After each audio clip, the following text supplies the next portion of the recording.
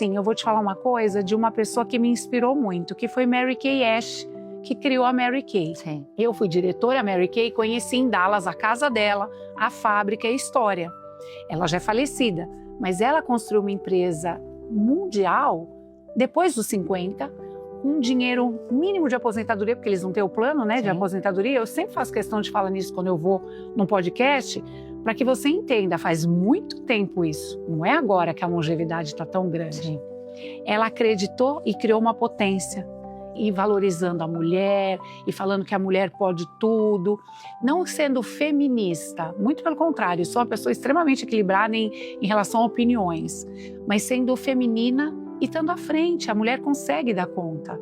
E é uma coisa que a gente vê cada vez mais, né? As mulheres nesse momento, 50 anos, fazendo transições de carreira e se reinventando, né? Exato, vai ser feliz agora, né? Por enquanto